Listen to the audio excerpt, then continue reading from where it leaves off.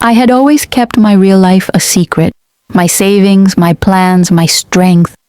He thought I was just a simple housewife. Until one day he hit me, my nose started bleeding and I blacked out. That moment forced me to face the truth about him. And it started a journey that completely changed my life. What I discovered next was beyond anything I could have imagined. The next morning, I woke up earlier than usual. No stretching, no coffee first, just pure focus. Today was the day I would step into the legal world and finally make my move. I double-checked everything. Phone, secured. Drive, backed up. Documents, organized. Money, enough for transportation and fees. I walked out of the shelter quietly, blending with the morning crowd.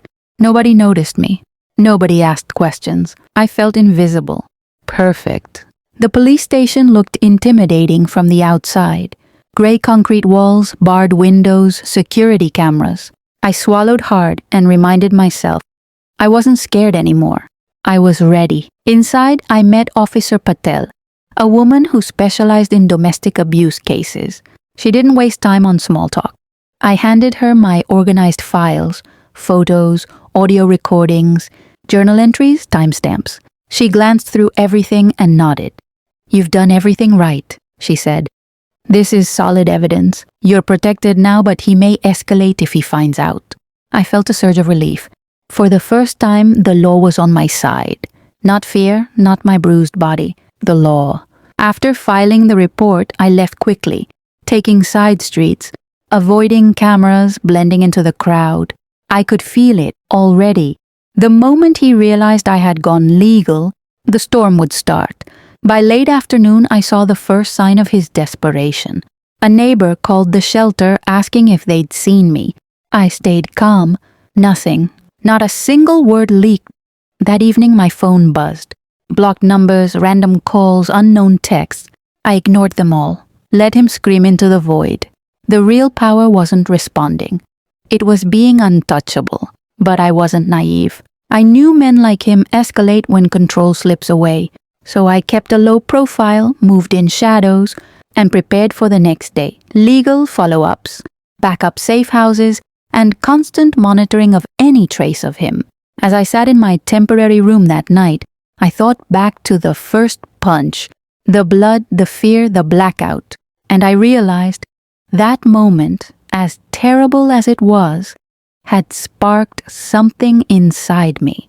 A woman who could survive, a woman who could fight, a woman who could reclaim her life. And now I wasn't just surviving, I was winning. Because power isn't about strength. It's about strategy. It's about preparation. It's about making the first move and staying 10 steps ahead. Tomorrow, I would meet with a lawyer to file for restraining orders. Tomorrow, I would take another step toward freedom. And with each step, his control over me shrank further. I took a deep breath and whispered to myself, "You thought you could break me, but you just made me unstoppable." And in that moment, I knew the next chapters of my life would be mine to write. No fear, no punches, no threats, only freedom. By the third day at the shelter, I felt a strange mix of relief and tension. Relief because I wasn't under his roof anymore. Tension because I knew he was scheming. The moment he realized I disappeared, his mind went into overdrive. I spent those mornings quietly planning my next moves. The shelter had a small library, just a few dusty legal guides and pamphlets, but enough to learn. I read everything I could about domestic abuse cases, restraining orders, evidence handling, and witness protection. I wasn't just planning an escape anymore. I was planning a full strike. Step 1. Filing a police report. But I couldn't just walk in and say, "My husband punched me and I left." He would manipulate it, deny it, gaslight the system. No, I needed the evidence in my hands. Photos, audio, timeline, documented threats, everything in order. I spent hours organizing the files on my phone and the online drive. Every bruise, every threat, every audio recording had a time, date, and description. I even wrote a small journal, short notes about each incident, so there could be no he said, she said, drama. I wasn't just fighting him physically. I was attacking the psychological battlefield too. Around noon, a shelter counselor named Maria came in. She had this quiet authority about her. I told her, in a whisper, my plan to report him. Her eyes widened slightly, but she nodded. "You're smart," she said. "But you have to move carefully. He's not just going to sit and wait. Men like that, they escalate." I swallowed hard, because I already knew, and that's why I was ready. I spent the rest of the day scouting the legal center online, noting the fastest route, backup escape routes, and even nearby safe houses in case he tried to follow me. Every minute I stayed prepared, I felt stronger. Every step I took, he had no idea I was planning a proper endgame. That evening, I started hearing faint rumors in the shelter that a man matching his description had been seen asking neighbors questions. That's when the adrenaline spiked. I knew he was desperate, and desperation is dangerous, but I smiled faintly to myself. He had no idea how far ahead I was. After dinner, I sat on my cot and looked at the window again. Night had fallen. Streetlights flickered. Cars drove by. Normal life continued outside while I built my freedom inside. I whispered softly to myself, almost like a prayer. "You can look for me. You can try to control me. But this time, the game is mine." Then, in a quiet moment of reflection, I realized something. This wasn't just about leaving him anymore. This was about reclaiming my power and letting him know, in the only way abusers understand, that I am untouchable now. And for the first time, I felt an emotion I hadn't felt in decades. Confidence. Not anger, not fear, not despair. Real, solid, grounded confidence. That night, I went to bed with my files backed up, my SIM secured, and my heart ready. Tomorrow, I would file the report. Tomorrow, the real fight would begin. But one thing was already certain. I wasn't just escaping a violent marriage. I was beginning a new life, and he would never see me the same way again. I finally reached a small community shelter area on the west side of town. Not a big place, no fancy security. Just a quiet entrance with a hand-painted sign and a woman at the desk who looked like she had seen every type of pain in the world. She didn't ask questions. She didn't judge my face bruises. She didn't even flinch. She just looked at me for 2 seconds and simply said, "You're safe here." And that sentence hit me harder than any punch ever did, because for the first time in years, someone was speaking to me, not at me. She gave me a blanket, a temporary locker key, and a cot in a small room with 4 other women. Some were sleeping, some were staring at the ceiling, some had tears dried on their cheeks, and suddenly I realized I wasn't alone. Women here came with bruises on their skin, but deeper bruises inside their souls. I put my bag down, sat on the cot, took a long breath in, and I finally felt the first real layer of fear melting off. Not all of it, not instantly, but enough for my shoulders to stop shaking. I took out my phone and turned on the new SIM. No messages yet. Good. But I knew he was looking. I knew his brain was burning. I knew his ego was screaming like, "How dare she leave me?" For guys like him, the fight isn't about love. It's about ownership. I leaned back against the wall and whispered to myself, "He can look for me, but he won't find me, because my escape wasn't random. It was calculated like a chessboard. He was making wild moves. I was making strategic ones. I opened my drive again, checked all the files, checked all the timestamps, checked the audio recording. Everything was there. Everything safe. And that gave me a strange kind of power, like evidence was my armor. A woman next to me, maybe late 30s, looked at me and said softly, "He get to you too?" I nodded. She nodded back. No details needed. Pain recognizes pain without explanation. I wasn't planning to spend months here. This was just a transition point. A silent bridge between my old life and my new identity. Step by step, move by move, decision by decision. I was building a freedom the right way. Legal, documented, secured. Because I wasn't just escaping for myself. I was building a case to make sure he never hurts another woman again. And you want to know the crazy part? In that quiet shelter room, with nothing but a blanket, a phone, and a locker key, I felt richer than I ever felt in that big house, because true wealth isn't money or furniture or marriage status. True wealth is safety, and for the first time in decades, I was safe. The next morning, I woke up before sunrise. No sunlight in my motel room yet, just the faint hum of the street outside. I didn't want to risk a single trace of myself being found. I knew he would start searching physically. And men like him, they don't wait for proof. They hunt. They storm.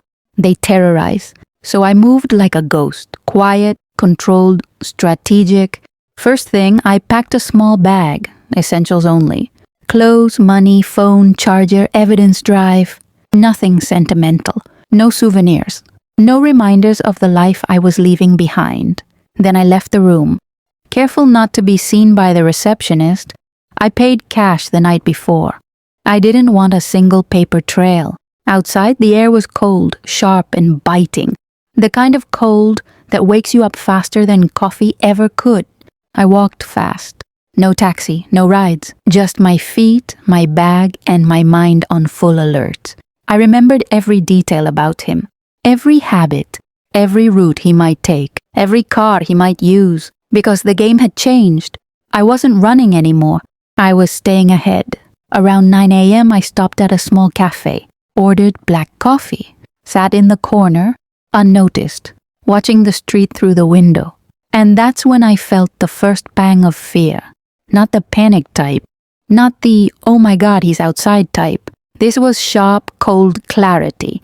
The type that tells you, he's probably already looking. I checked my phone, still blocked. Still no direct contact. Good.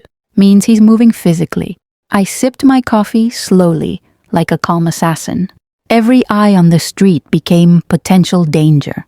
Every passing car made me shift slightly in my seat. Silent, calculated, aware. Then I remembered. I had my evidence safe online. Money tucked in hidden places. New SIM. Strategic escape routes mapped. I smiled faintly, not because I felt safe, but because he had no idea how prepared I was. Men like him think fear is power, but women like me, we turn fear into fuel. I left the cafe after half an hour, took a different route than I had originally planned, changed direction every few blocks. No pattern, no trace. That's when I realized something important. The first step to freedom isn't leaving. The first step is outsmarting the person who wants to control you. And I was already winning that step. But I knew the next moves would get trickier. He wouldn't stop until he thought he had me. So every decision now had to be precise. Because one mistake, one glance the wrong way, and all my progress could vanish. Yet inside, I wasn't scared anymore. I was focused, alert, and ready for the next challenge. The next morning, around 9:40 a.m., my phone started vibrating nonstop. Unknown number, blocked number, random number. I didn't pick a single one because I already knew who it was. My husband wasn't calling because he missed me. He was calling because he lost control of me. Abusers don't grieve the person. They grieve the power. I sat on that motel bed, holding my phone in my hand, watching the screen light up with call after call, like a warning alarm. Then finally, one single text came from his real number. Where the hell are you? Get back home now. No, are you okay? No apology. Not even a fake concern, just pure command. I looked at that message, and I didn't even flinch. I just blocked the number. And I swear when I pressed that block button, it felt like I slammed a door in his face. Then 5 minutes later, messages started coming from different numbers. Threats, manipulation, fake softness, fake care. Like he was switching masks trying to see which one would pull me back. We can fix this. You made me angry. You know I love you. You can't live without me. I'll find you. That last one, yet that one hit different. Not fear, but confirmation. Because when a man says, I'll find you, it means he knows he lost you already. And let me tell you something. A broken ego is more dangerous than a raised fist. I didn't reply to a single message. I shut off my main SIM, took out the battery for a minute, wiped the screen, put it face down. Then I walked to that little motel window and stared outside at the street. Cars passing. People living their normal lives. No one knowing that in room 12B, a woman was quietly declaring her independence. My heart wasn't scared anymore. It was ready. Ready for round 2. But this time my rules, not his. All these years, I thought freedom means leaving the house. But freedom is not leaving. Freedom is not looking back. That day, I didn't cry. Not even a single tear. Because tears are for pain. But this moment wasn't pain. This moment was evolution. Then around afternoon, I took step 2 of my plan. I put his recordings, the audio clip, into a hidden online drive, encrypted, password protected, because proof means nothing if it's only in your phone. Proof gets power when it's duplicated. And that moment, that click, that upload, that was the moment I realized I wasn't running from him anymore. I was building the case to end him, his empire of silence. I was about to destroy it with files, data, evidence. Abusers ruin lives with fists. Women like me ruin their power with proof. And trust me, he had no idea yet that his victim was about to become his worst nightmare. The taxi dropped me near a cheap old motel on the edge of the highway. Not a fancy place. Neon sign flickering. Lobby smelled like cigarettes and old carpet. But to me, in that moment, it felt like a palace. Because it wasn't his house. I checked in under a fake name, paid cash, no paper trail, no digital footprint. Just like I planned. Inside that tiny motel room, I finally let my bones relax. I sat on that cheap squeaky bed, leaned my head back against the wall, and that's when the shaking started. Not crying, not panic, just pure adrenaline releasing. My hands were shaking like my body finally understood. I was safe enough to fall apart. I looked at the bruises on my arms, the dried blood under my nose, the purple shade under my left eye, and I whispered, I survived him, but this wasn't over. Not by a long shot, because abusers don't just let go. They chase, they track, they hunt. And I knew when he returned home and saw I was gone, his ego would explode like dynamite. I took out my phone. I opened that hidden folder titled Recipes. All my evidence was inside. Pictures, recordings, notes, dates, every bruise documented like a crime investigator. I looked at those pictures one by one, and each picture made me stronger, not weaker, because each bruise was proof that I wasn't crazy, that pain really happened, that memory wasn't exaggerated, that I wasn't dramatic. I was injured. People in toxic relationships forget this part. Proof is power, not for revenge, but for justice. I scrolled through those files and I made a silent decision inside my chest. I'm not just going to leave him. I'm going to expose him. He thought knocking me out was the end of my strength. But that punch was the beginning of my transformation. His violence switched something on inside me, a part of me that I never met before. A woman who fights back with silence, strategy, and timing. I didn't sleep that whole night, not even 1 minute. I sat at that tiny motel desk, curtain half open, watching cars pass by, headlights slicing through the darkness, and all I felt was this cold calmness. Not fear, not revenge, just clarity. He would no longer control my future. I wrote down a plan. Step 1, move money into a safe place. Step 2, change phone SIM. Step 3, file a report. Step 4, send evidence to backup storage.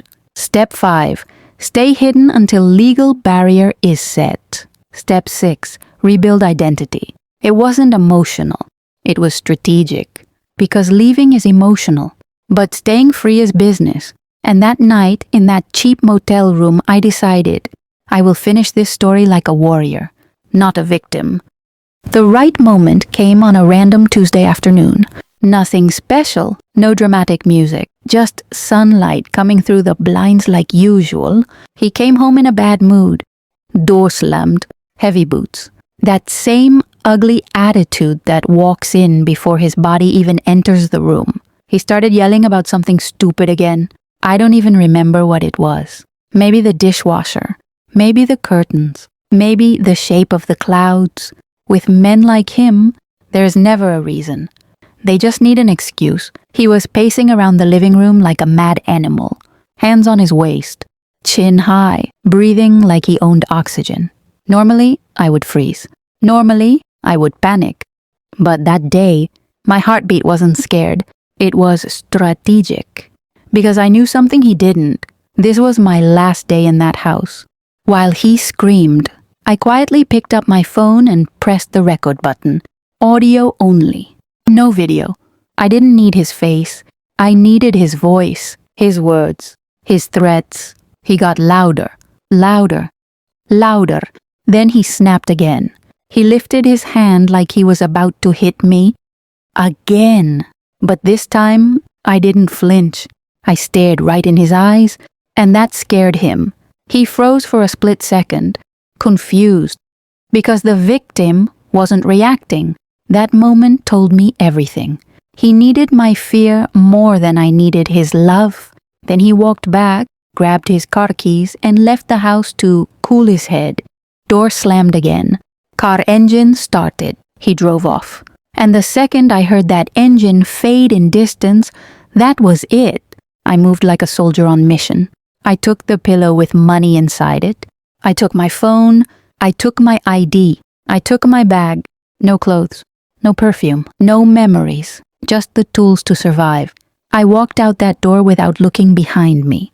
Because when a woman finally chooses freedom, the past becomes dust. I didn't call anyone. I didn't wait for help. I didn't cry. I wrote my own ending with my own feet.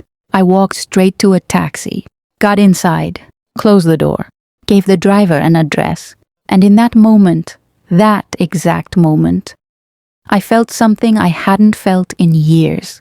A breath, a real breath, not survival breath, not anxious breath, not I hope he doesn't hit me today breath, a real human breath. And I whispered to myself, I made it. It wasn't the end of the story, but it was the end of being powerless. I chose me, and if you're listening to this right now, I want you to listen close, real close. If you guys enjoy my story series, then don't forget to subscribe this channel so you never miss the next chapter when it drops. Because trust me, the next parts, things get even darker and even more real. After that night, I wasn't the same woman anymore. You know when a glass cracks? Even if you glue it back, it never looks the same again. That was me. I started living like I was undercover. I didn't scream. I didn't argue. I didn't fight back. I just watched. Quietly. Because quiet people are the most dangerous. They study. They learn patterns. They memorize exits. Every morning he acted normal and like nothing happened. He'd sip his tea, fix his collar, and scroll his phone like he didn't turn my face into a crime scene. And that made him weak in my eyes. Monsters like him only feel powerful when the victim reacts. When the victim becomes silent, the monster gets confused. Inside, he didn't know I was already planning my escape. The first step I took was money. I started hiding tiny amounts, here and there. $5, $10. Whatever I could steal from grocery change. And I didn't hide it in obvious places. No sock drawer, no jewelry box, no handbag. I rolled the money into thin strips and tucked it inside the stitching of an old pillow. Yes, inside the stitch, because abusers always search obvious places, but they never check the places they believe are worthless. Then I started taking pictures, every bruise, every cut, every mark, not to post. Not for drama, but for proof. To build my evidence, I saved them in a locked folder with a random name like recipes. Because men like him never open anything that looks like work. They just want control, not kitchen tips. And trust me, every time I clicked a photo of a bruise, I wasn't documenting pain. I was documenting my freedom. One night, Around 2 a.m., he was asleep, heavy breathing, snoring like a broken chainsaw. I got out of bed slowly, went into the bathroom, closed the door soft, and looked at myself in the mirror again. Different expression this time. This time my eyes weren't scared. They were focused, sharp, alert.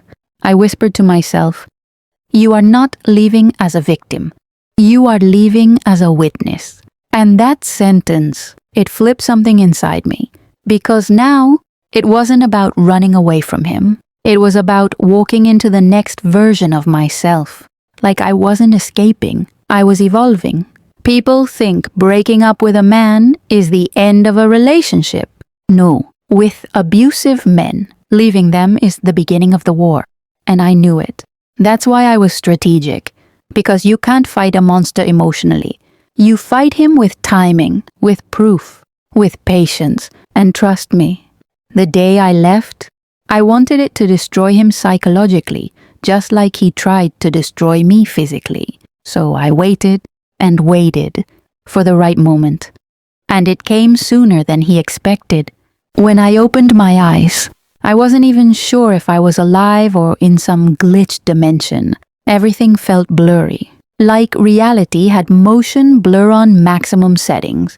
My nose was throbbing, like a heartbeat inside bone. My lips were sticky from dried blood. And for a second, I genuinely thought I was dreaming. But then I felt the floor, cold tiles, and that coldness grounded me back into hell. My husband wasn't even there in the room when I woke up. He had literally knocked me out and just left me on the ground like I was a broken grocery bag. I tried to sit up, but my head was spinning like a broken ceiling fan. My brain felt mush. I had that weird empty tunnel sound in my ears, like when TVs used to lose signal in old days. I crawled towards the sink and looked in the mirror. Girl, I didn't even recognize myself. My face looked like somebody else's face. Eyes puffed, nose red plus swollen like balloon. My makeup was smeared into horror movie clown. It didn't look human. It looked like trauma had a face. And you want to hear the most messed up part? When he finally came back in the kitchen, he didn't apologize. He didn't act guilty. He didn't even look shocked. He literally just leaned against the counter, lit a cigarette, and said one sentence, "Don't ever laugh again when I'm serious." Like, what? As if the whole situation was just about him teaching me a lesson. I wasn't crying at first. I was just in pure silence. That silent breakdown that doesn't need tears. It just shuts your soul down. Then suddenly, boom, tears started waterfalling. Not because of pain, but because I realized something. He didn't love me. He owned me. He thought I was his property, like I was some old violin he can slam any time and still expected to play music. I sat on the floor again, blood still dripping small dots, and I whispered to myself, "This is not a marriage. This is a crime scene." Right there. That moment, that sentence, that realization, that was the beginning of my comeback arc. Because once a woman finally understands she was never loved, she becomes dangerous to the person who tried to break her. And trust me, he could punch my face, but he could not kill my truth. I made a promise to myself that night. I will not die in this house, even if I have to crawl out with a fractured nose, even if I have to leave with just my slippers. I will get out. But I didn't rush. I played quiet, silent, smart. Because survival is a strategy, not luck. And from that day, every single move I made was preparing for my exit. Little did he know, the woman he knocked out was about to wake up stronger than the world expected. I'm 50 now. Yeah, 50. And honestly, I don't even know how I'm still breathing with a brain that's still functional after the crap I've lived through. People see my gray strands and laugh like, "Oh, she wise." Nah, honey, this ain't wisdom. This is trauma aging. I met my husband when I was 24. He looked like stability, you know? Clean haircut, polite voice, kinda respectful. He talked slow. Like every sentence he spoke had deep logic behind it. I was young and stupid enough to believe slow talk means deep mind. He proposed to me after 6 months. And I swear to God, The moment he slid that ring, it felt like I signed my own death contract. But I didn't realize back then. I was just excited to be chosen. Our marriage wasn't toxic at first, but he had this weird habit. The type of guy who wants full control on little things.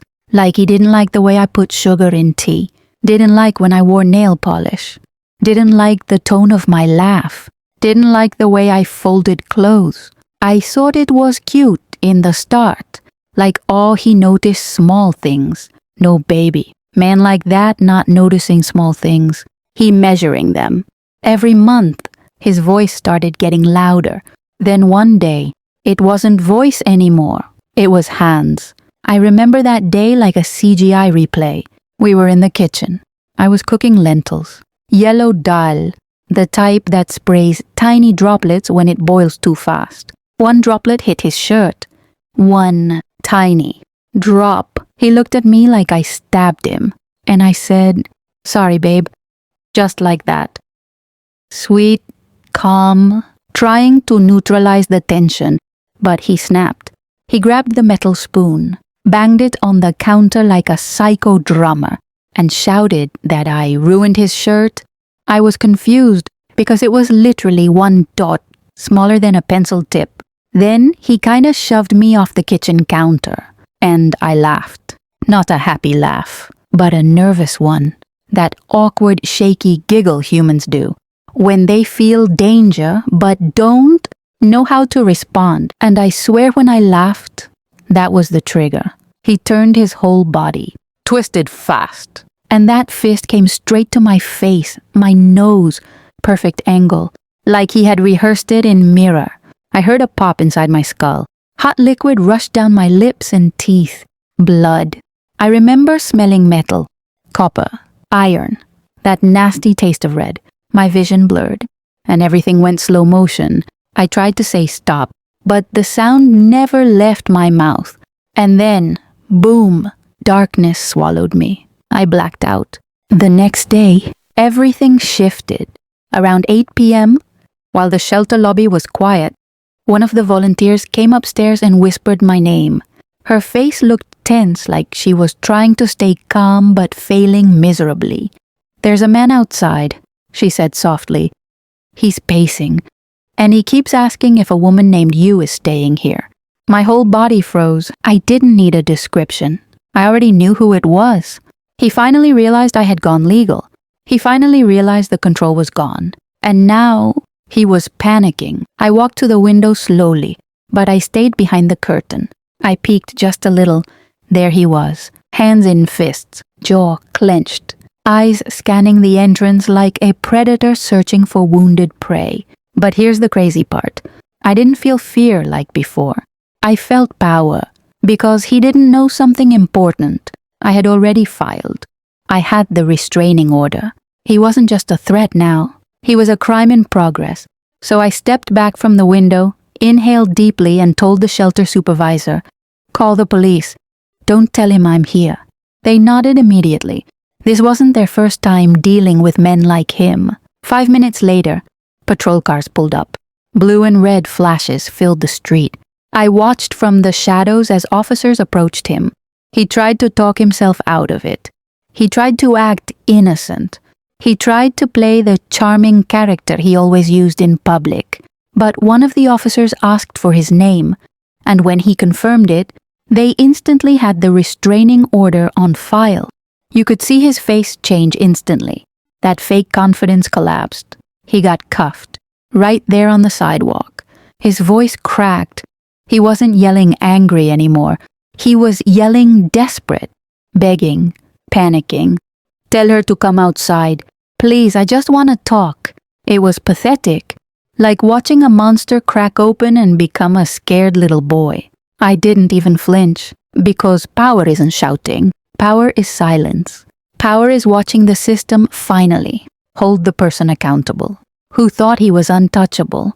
As they drove him away, the supervisor asked me quietly, "Are you okay?" I nodded, not because I was unaffected, but because for the first time in years, I wasn't the one shaking. He was. That night, I laid in my shelter bunk and stared at the ceiling in silence. It wasn't over.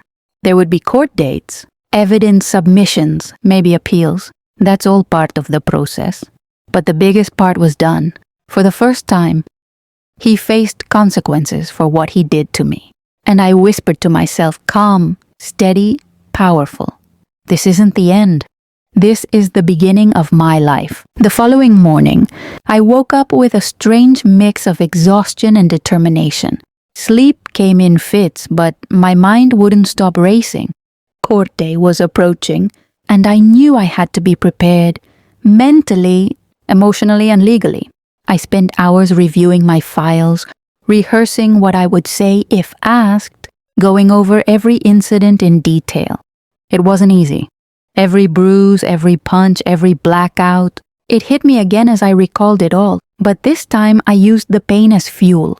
Flashbacks came naturally, images of him hitting me, my nose bleeding, collapsing to the floor.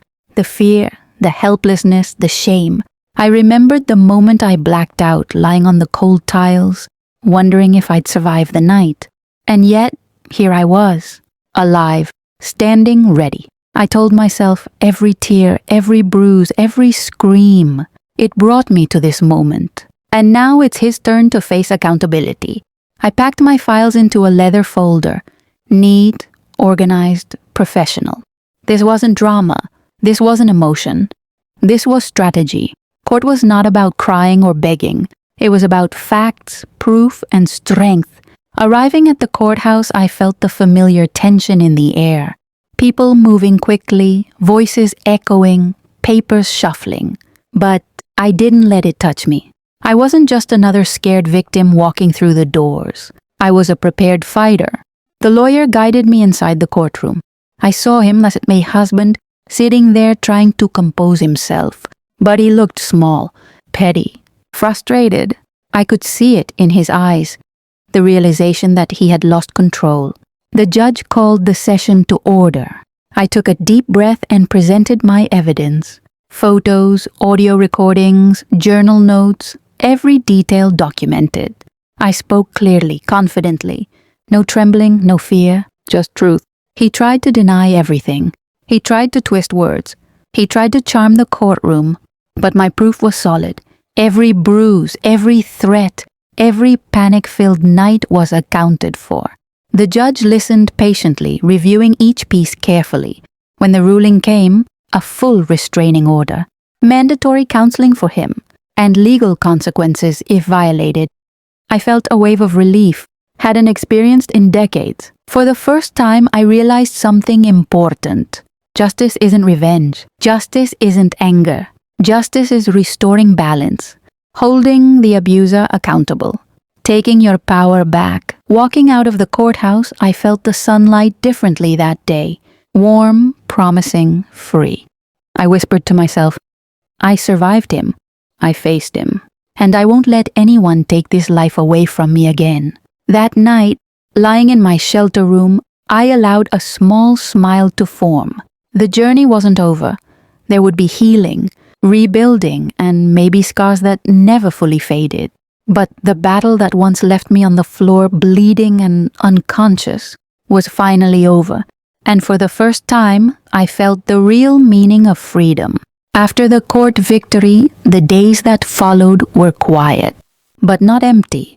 I stayed at the shelter a little longer, using the time to regroup, plan, and rebuild. Each morning I woke up and reminded myself, you survived. You are alive. You are free. The first step was practical, finding a small apartment, setting up a safe phone line, and securing my finances. Every detail mattered. Every precaution counted. Freedom wasn't just leaving him behind, it was creating a life he couldn't touch. I started working part-time at a small bookstore nearby. Nothing fancy, but it was mine. My own hours. My own money. Every paycheck was a reminder that I could support myself, that I didn't need anyone else to determine my worth. At night, I reflected on the journey that brought me here. The first punch, the blood, the blackout, every moment of fear, every silent night spent planning. And I realized something. Survival is not just about escaping the abuser. It's about reclaiming yourself. It's about turning trauma into strength, fear into strategy, and pain into purpose. I also began connecting with other women at the shelter, listening to their stories, sharing mine, giving advice, and receiving wisdom in return. There was power in solidarity. There was healing in community. And slowly, I started to feel whole again. One evening, as I sat at my small kitchen table, sipping tea and looking out at the city lights, I thought about the woman I used to be. The woman who laughed nervously when she was scared. The woman who didn't believe she could survive. The woman who thought leaving was impossible. And I whispered to myself, "You've grown. You've fought. You've survived. And you've won your life back." Months passed, and I kept building. New routines, new friendships, new dreams. I started saving for a small trip, something just for me, a reward for surviving, for reclaiming my life. And then I realized something important. Freedom is not just escaping the past. It's creating a future that scares you, in a good way. A future where you are in control. A future where no one can dictate your happiness. I even began thinking about sharing my story publicly, anonymously at first. Because if my experience could inspire even one woman to escape an abusive relationship, to find her strength, to reclaim her life, then every bruise, every tear, every moment of fear would have had a purpose. I no longer measured life by fear. I measured it by courage, resilience, and growth. The nights of pain, the days of planning, the moments of terror, all of it became fuel. And for the first time in decades, I smiled without fear. Not a nervous smile. Not a hidden smile. A real smile. A smile that said, "I am alive, I am free. And I will never let anyone take this life from me again." Months had passed since the restraining order. Life wasn't perfect, but it was mine. Every morning, I woke up in my small apartment, stretched, and reminded myself, I survived, I am alive, I am free. I had built routines that anchored me. Morning walks, journaling, meditation, and work at the bookstore. I even started exercising. Not to impress anyone, not to change how I looked, but to feel strong, capable, and in control of my own body. The scars on my face had faded, but the memories hadn't. And that was okay, because those memories weren't chains anymore. They were reminders of strength, proof that I could endure pain and come out alive, wiser, stronger, and unbroken. I began thinking about the future differently. No more fear, no more hiding, no more shrinking into corners. I even started researching ways to share my story, to inspire others who were trapped in fear like I once was. Blog posts, anonymous interviews, support groups. Every small action felt like reclaiming a piece of myself that he had tried to destroy. One evening, while sipping tea by my window, I reflected on how much I had changed. The woman who blacked out on the floor that night, the woman who crawled to the sink, bruised and broken, she would hardly recognize me now. I whispered to myself, "You are not the same woman. You are stronger. You are unstoppable."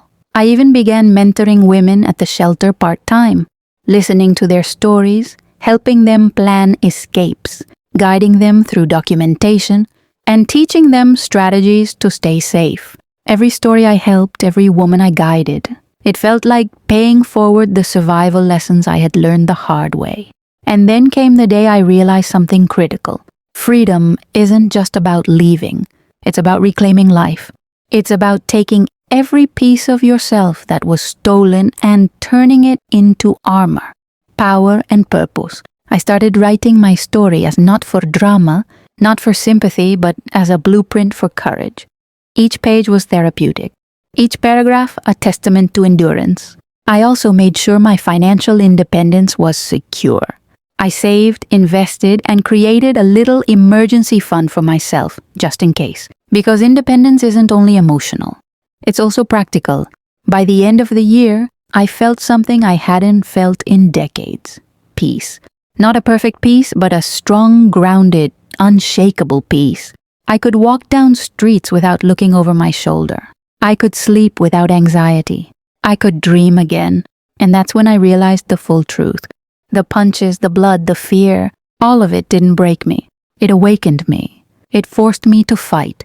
It taught me strategy, patience, and power. And in that moment, I whispered once more, softly but firmly, I am alive, I am free, I am stronger than my past, and no one can ever take this life from me again. The following weeks became a rhythm of rebuilding. I started focusing not just on survival, but on growth. Every day I reminded myself that freedom wasn't just leaving, it was living fully, without fear, without apology. I took small steps that felt monumental. Opening a bank account in my name alone, registering for local classes, self-defense, personal finance, and creative writing. Each step was a statement. I am my own person. I am in control now. I continued mentoring women at the shelter. Hearing their struggles reminded me of how far I had come. Some of them were still frozen in fear, just like I had been. I showed them that survival is only the first step. Empowerment comes next. At night, I wrote in my journal, not just the events of my day, but reflections on fear, strategy, courage, and transformation. I documented every victory, no matter how small. Every day I wrote, I felt more grounded, more like myself again. One evening, while walking home from the bookstore, I passed by a cafe and noticed a small group of women laughing, sharing stories, sipping coffee. It reminded me of normal life I had thought was impossible to have. And for the first time, I allowed myself a tiny thought. I can have this. I deserve this. I am worthy. Then came a small shock, a reminder that my past could still touch me. A call from an unknown number. Blocked, but the instinct kicked in. I ignored it. He was trying again to assert control, but this time he failed. I didn't flinch. I didn't panic. I didn't even feel fear.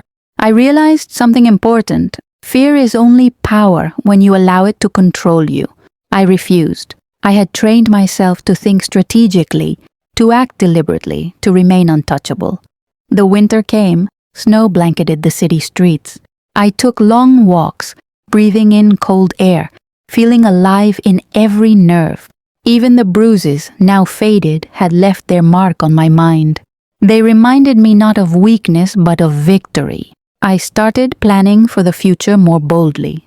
Vacations I would take alone, new skills I would learn, and a life I would build entirely on my terms. I even dreamed of starting a blog or YouTube channel to share stories of survival and empowerment, to reach women who were still trapped in silence. And then, one quiet night, I reflected on the woman I used to be. The woman who blacked out on the floor. The woman who feared every shadow. The woman who thought she had no escape. I smiled. That woman no longer existed. She had been replaced by someone stronger, sharper, fearless, and free. And in the stillness of that winter night, I whispered softly to myself, I survived the darkest chapters. I rewrote my story. And now I own my life completely. Spring arrived, and with it came a sense of renewal I hadn't felt in years. The snow melted from the streets. Flowers bloomed in small cracks along the sidewalks, and I felt that same slow growth happening inside me. I had a routine now: work, writing, mentoring, exercising, and planning. But I started pushing boundaries. Small steps at first, walking further, trying new cafes, meeting friends I trusted. Every step outside my comfort zone was a victory. I even started exploring creative projects, sketching, writing, planning content that could inspire other women like me. It wasn't just therapy, it was purpose. It was proof that my life wasn't defined by fear, bruises, or the shadow of a man who once thought he could control me.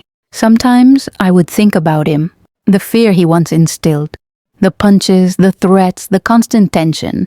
I realized that he had inadvertently taught me something crucial: strategy, patience, awareness, power. He had created the very tools I now use to protect myself and build a new life. One afternoon, I got an unexpected message from a woman I had met at the shelter months ago. She thanked me, quietly, humbly, for helping her plan her own escape. Her words hit me in a way nothing else had. I realized that my journey wasn't just personal anymore. It was universal. My experience, my courage, my planning could help someone else survive, even thrive. I also invested more in security. A discreet camera at my apartment, encrypted backups, safety apps, and even self-defense training. Every precaution felt like armor. Every precaution reminded me of how far I'd come, from trembling on the floor to commanding my own life.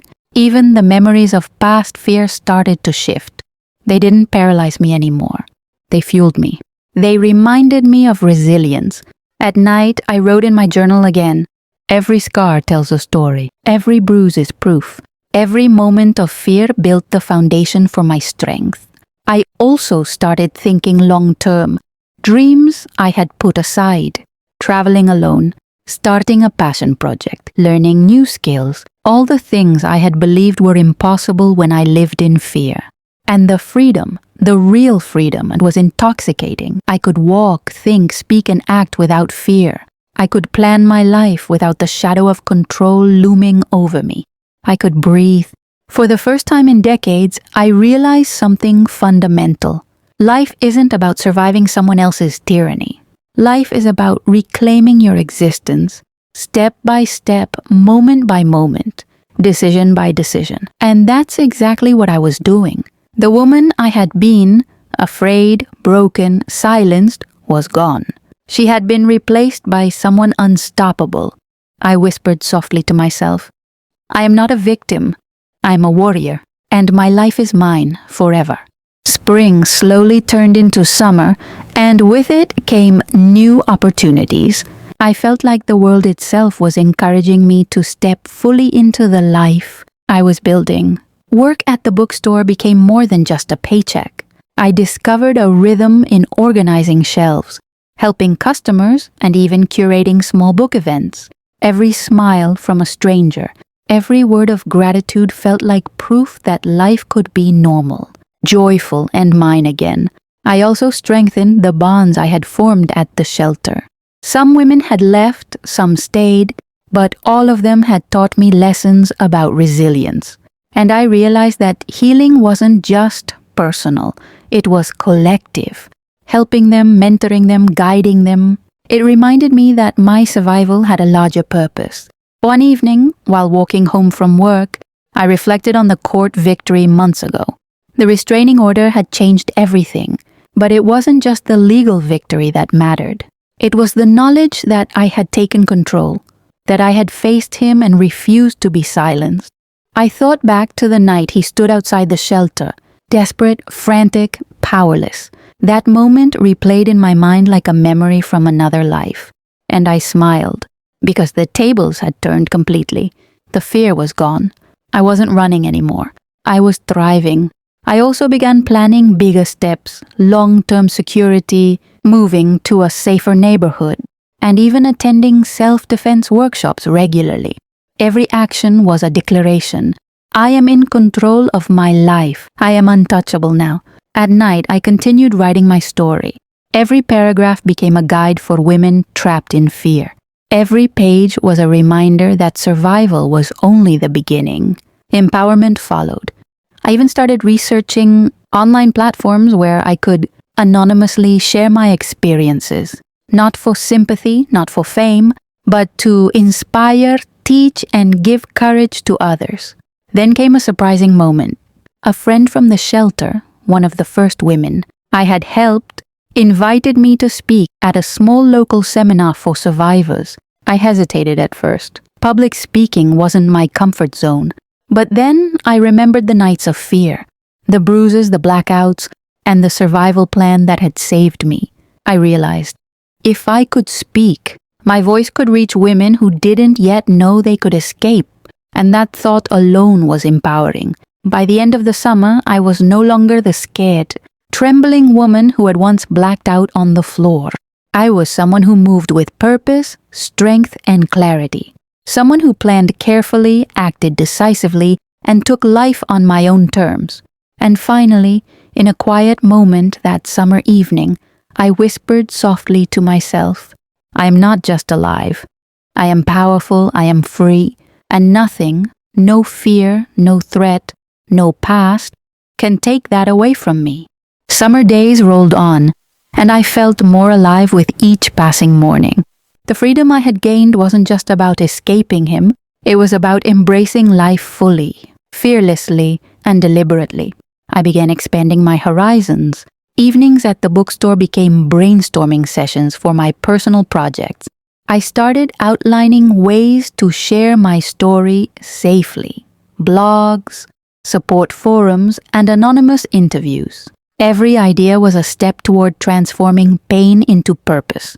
I also took more control over my physical well-being. Self-defense classes became regular. I practiced techniques, built endurance, and trained my mind to stay alert. The woman who once blacked out from a single punch now knew how to protect herself. Connections with women I had met at the shelter grew stronger. We shared strategies, fears, victories, and laughs. I realized that strength multiplied when shared. And the support network became not just comforting but empowering. One evening, while drafting the first chapter of my story, I paused and reflected on everything that had happened. The first punch, the blood, the blackout. Memories that once paralyzed me now fueled my determination. I saw how every decision, every strategic move had brought me here. I also began planning financial independence more aggressively, opening a savings account, investing in small projects, and building emergency funds became a priority. The idea of being financially dependent on anyone, especially someone like him, was no longer acceptable. Then came the day I decided to test my courage further. I contacted a local women's support group to volunteer as a speaker. I would share my story anonymously, guide survivors, and provide strategies for safety and empowerment. At first, my stomach twisted in nervous anticipation. Public speaking had never been easy, but then I remembered I had survived the darkest days imaginable. Speaking in front of a few strangers would be nothing compared to surviving him. The day of the seminar arrived. I sat quietly backstage, reviewing my notes, breathing deeply. When I stepped forward, I felt the eyes on me. The room was silent, and then I began speaking. I spoke of fear, survival, and strategy, of planning escape, securing evidence, and reclaiming control. I spoke of empowerment, independence, and courage. Every word I said resonated with the women in the room. Some cried softly. Some nodded with determination. Some whispered, I can do this too. When I left the stage, a woman approached me and whispered, Your story saved me. I finally know I can leave him too. In that moment, I realized something profound. Survival is not the endpoint. Empowerment is. And the ability to inspire others, to show them that freedom is possible, is the ultimate victory. That night, as I returned to my apartment, I reflected on the journey. The bruises had healed. The fear had faded. The past no longer controlled me. I was not just alive, I was thriving. And quietly, as I closed my journal, I whispered once more, I am free. I am strong. I am unstoppable. And my story is only beginning. By the time autumn arrived, my life had transformed completely. No longer defined by fear, bruises, or past trauma, I had carved out a space for myself. A life that was independent, safe, and meaningful. Every morning, I woke up and reminded myself, I am in control. My life is mine. Simple words, yet they carried more weight than any punishment he could ever face. I continued working at the bookstore, but now I also devoted time to mentoring women at the shelter and through online support groups. Each session was powerful. I could feel their fear slowly giving way to determination, just as mine had. I started expanding my story-sharing initiatives. A small blog became a resource center. Anonymous videos, guides, and safety tips began circulating among survivors in my city. I realized that my experience, painful as it had been, could now save lives. Financial independence had become a source of pride. I opened a separate bank account, saved diligently, and even invested small amounts to ensure stability. No longer would anyone have power over me through money or control. I was building a fortress of security around my life, brick by brick. One afternoon, I received an email from a local women's advocacy group. They invited me to speak at a citywide seminar for survivors of abuse. At first, a flicker of nervousness crossed my mind. Public speaking still felt intimidating. But then I remembered the nights I spent trembling on the floor, blacked out from fear, standing in front of strangers, and speaking about empowerment was nothing compared to that.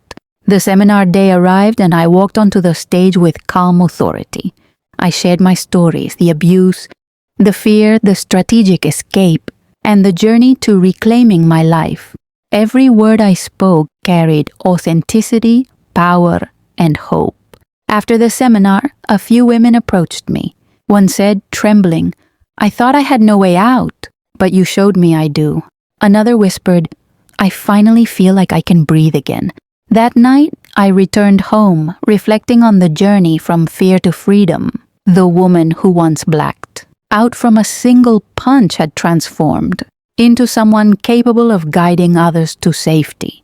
I realized survival was only the beginning. Empowerment, independence, and influence were the true victories.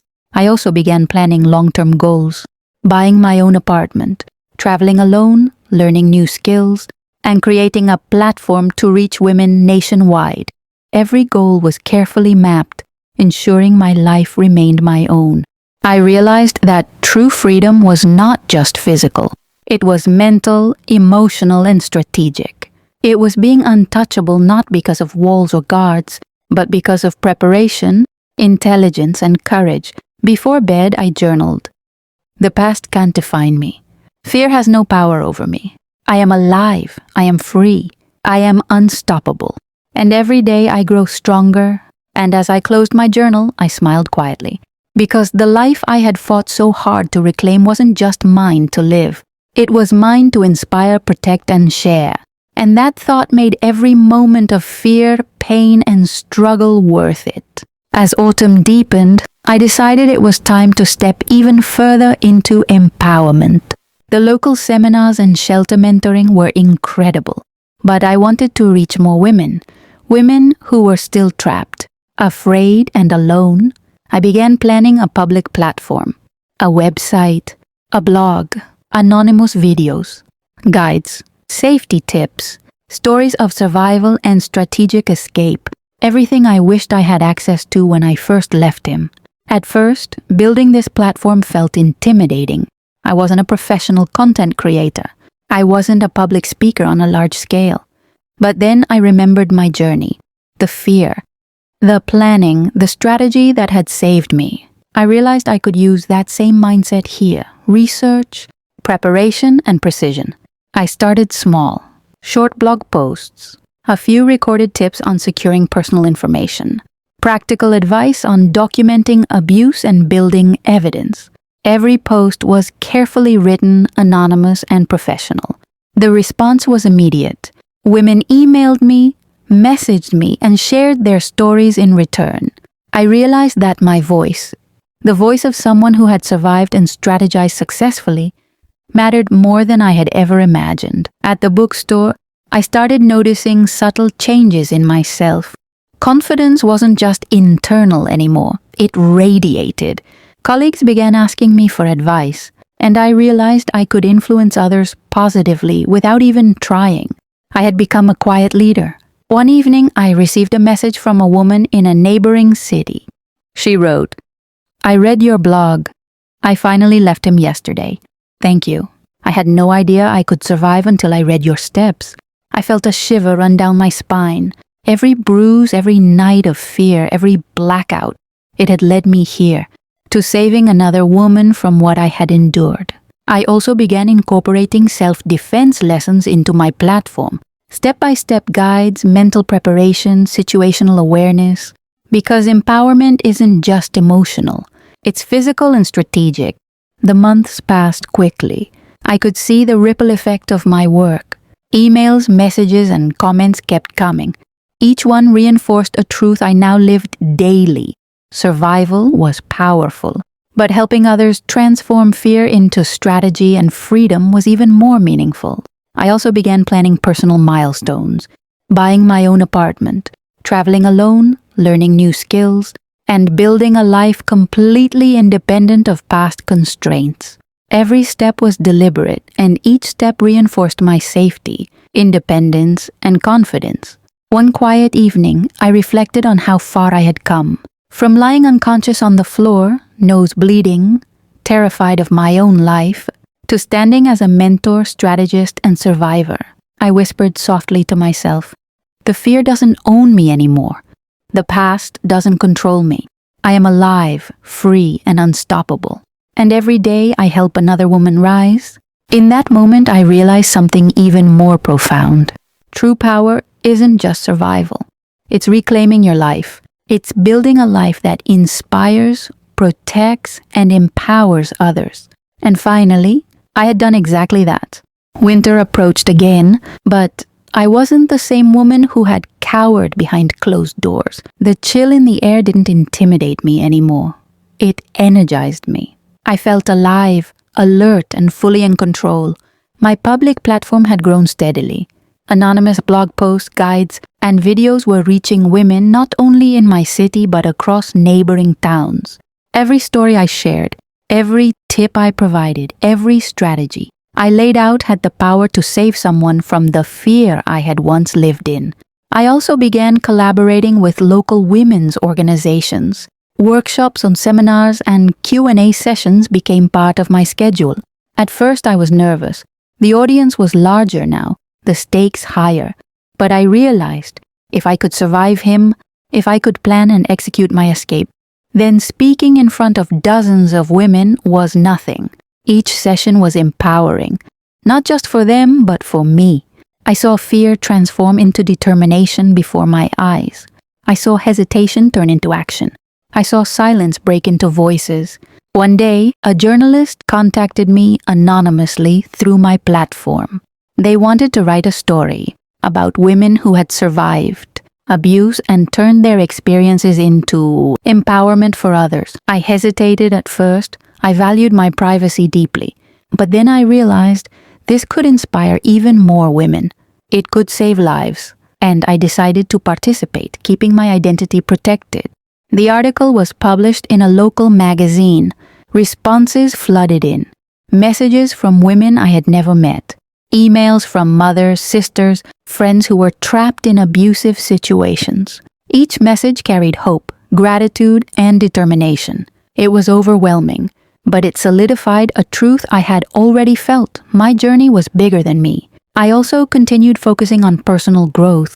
Self-defense classes, reading, writing, financial independence, and daily reflection became routine. Each habit strengthened my confidence, sharpened my mind, and anchored my independence. Even in my quiet moments, I reflected on the woman I used to be. The one who blacked out from fear. The one who thought escape was impossible. The one who had almost lost herself entirely. I smiled. That woman had been replaced by someone stronger, sharper, and more empowered than she could have ever imagined. One night, after a long day of mentoring and writing, I looked out at the city lights from my apartment window. I thought about the life I had fought for, the battles I had endured, and the countless hours of planning, strategy, and courage that had brought me here. I whispered softly to myself, I am not just surviving, I am thriving, I am powerful, I am free, and every day I help another woman rise. The city outside felt alive, vibrant, and full of possibility, just like me. And in that quiet winter night, I realized the ultimate truth. Freedom is not just leaving the past behind. Freedom is reclaiming yourself, inspiring others, and living a life no one can take from you. And I had done exactly that. And that, I realized, was the truest form of freedom. Summer was fading, but my life had never felt brighter. The fear that once consumed me had been replaced by confidence, strategy, and purpose. I was no longer the woman who had blacked out on the floor, bleeding and terrified. I was someone who had survived, planned, and rebuilt every aspect of my life. My platform had grown beyond the city limits. Women from distant towns and even neighboring cities were reading my blog posts, watching my anonymous videos, and implementing the strategies I shared. Messages flooded in daily. Gratitude, relief, and courage radiated through every email. I continued my mentoring at the shelter, now focusing on a combination of practical and emotional empowerment, financial planning, self-defense, safety strategies. Every lesson was designed to give women control over their lives, and every workshop I held, every story I shared, reminded me that my survival had meaning far beyond my own life. One afternoon, after a session, a young woman approached me. Her hands shook and her voice trembled. "I've been trapped for so long, but your words gave me hope. I can finally leave him." Her words struck me deeply. I realized the true power of my journey. Survival wasn't enough. The ultimate victory was giving others the tools and courage to reclaim their lives too. I also continued investing in myself. Financial independence remained key, and I took steps to ensure long-term stability. I enrolled in online courses, explored creative projects, and planned for future independence. I was building not just a life free from fear, but one rich with opportunity and growth. There were still fleeting moments of memory. The blood, the bruises, the fear. But now they were reminders of strength, not chains. I faced them calmly, strategically, and deliberately. The fear no longer dictated my actions. It had been transformed into wisdom and courage. By autumn, my influence expanded further. National media outlets began featuring anonymous stories of survival and empowerment, using insights from my journey. Workshops, panels, and online seminars reached thousands of women, inspiring courage and strategic planning. One night, as I sat quietly in my apartment, reflecting on the journey, I realized something profound. Freedom is not merely escaping the past. It is reclaiming every part of yourself: mind, body, heart, and spirit. It is empowering others through your own experiences. It is building a life that no one can take from you. I whispered softly to myself, I am alive, I am free, I am powerful, I am unstoppable, and every life I touch carries my story forward. That night, I finally understood the ultimate truth. Survival is only the first chapter. Empowerment, influence, and purpose are the rest. And I had claimed all of it completely, unapologetically, and forever. Autumn deepened, painting the city in shades of gold and amber, and my life felt just as vibrant. The woman who had once been terrified, bleeding on the floor, was no more. In her place stood someone who had not just survived, but thrived, rebuilt, and reclaimed every part of her existence. The reach of my platform had grown exponentially. Messages poured in from across the country, women sharing stories of courage, women asking for guidance, women finally taking their first steps toward freedom. Every message reinforced what I had begun to understand fully. My survival was never just about me. It was about creating a ripple effect that could save lives and inspire hope. I continued my mentorship at the shelter, combining practical tools with emotional empowerment. Women learned how to plan escapes, document abuse, and build their independence. I taught them self-defense strategies, safety planning, and how to reclaim their voice. And with every session, I saw fear transform into confidence, hesitation turn into action. One day, after a particularly powerful workshop, a woman approached me quietly. Her eyes glistened with tears and her voice trembled as she said, "I've been trapped for years, but your story, your guidance, gave me the strength to leave him. I feel alive again." Her words hit me like a wave. I realized in that moment that my journey, every bruise, every fearful night, every painstaking plan, had become a lifeline for others. The victory wasn't just in my survival anymore. It was in empowering others to rise. I also focused on my personal growth, financial independence, creative writing projects, and long-term planning became central to my life. I researched investment strategies, prepared for a secure future, and made deliberate choices to ensure my life remained my own. Every small step was a declaration of autonomy, a statement that no one could ever control or manipulate me again. By winter, my story began reaching national platforms. Anonymous interviews, advocacy campaigns, and workshops highlighted strategies I had developed through experience. I became a symbol not through fame but through the genuine impact of my work. Women were reclaiming their lives because I had taken the courage to reclaim mine. There were fleeting memories of the past, fear, pain, and doubt, but now they served as reminders of resilience. I faced them strategically without panic, knowing each challenge had shaped me into someone unbreakable. One quiet evening, I looked out at the city lights from my apartment window. I reflected on the journey, the blood, the blackouts, the fear, and the months of painstaking planning that had saved me, and I whispered softly to myself, I am alive, I am free, I am powerful, I am unstoppable, and every woman I help carries my story forward. In that moment, I finally understood the full meaning of empowerment. It was more than survival. It was influence. It was purpose. It was freedom, absolute, deliberate, and unshakable. And I had claimed it all. Winter had fully settled, covering the city in quiet snow, and I felt a calm I had never known in my early years of fear. The woman who had blacked out, nose bleeding, terrified and trapped, was gone forever. In her place stood someone unshakable, confident and fully in command of her life. My platform had reached thousands of women across the country. Emails, messages, and calls came daily. Women sharing victories, thanking me, and seeking guidance. Each message was proof that my struggle, my courage, and my planning were not in vain.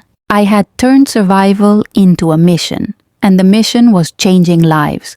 Workshops, online seminars, and advocacy programs became routine. I shared practical strategies, emotional empowerment techniques, and safety plans with countless women. I saw fear transform into determination, hesitation into action. I had become a mentor, a guide, a symbol of resilience. National media outlets featured anonymous stories inspired by my journey. I was offered interviews, advisory roles, and invitations to speak at conferences. All while remaining safe and anonymous, my story empowered women nationwide. I realized that my voice, once silenced by fear, now had reach, influence, and impact. Personal growth remained central to my life. Financial security, self-defense, creative writing, and strategic planning shaped every decision. I planned trips, investments, and long-term goals, all carefully, deliberately, independently. I was free, not just physically, but emotionally, mentally, and strategically. One quiet evening, I reflected on the journey. The nights of fear, the bruises, the blackouts, the constant tension, all of it had forged someone stronger than I could have imagined. Someone capable of surviving the impossible and helping others rise from their own darkness. I thought about the women who had left abusive relationships because of my guidance, the lives I had touched, the hope I had given, the courage I had sparked, and I smiled, quietly proud, knowing that empowerment was a ripple that would continue far beyond me. I closed my journal, the final page filled with reflections on resilience, strategy, and courage. I whispered softly, as I always did, I am alive, I am free, I am powerful, I am unstoppable, and every life I touch carries my story forward. That night, I understood something profound. Freedom is more than escaping fear. It is reclaiming every part of yourself. It is transforming pain into purpose. It is inspiring others to rise, to plan, to fight, and to live fully. And in that winter silence, I felt it deeply. I had survived the darkest chapters of my life. I had rewritten my story. I had claimed my life completely. And now, my journey was a legacy, a guide, A beacon and a symbol for every woman who had ever feared she couldn't survive. Because I had not just survived, I had thrived, I had empowered, and I was free.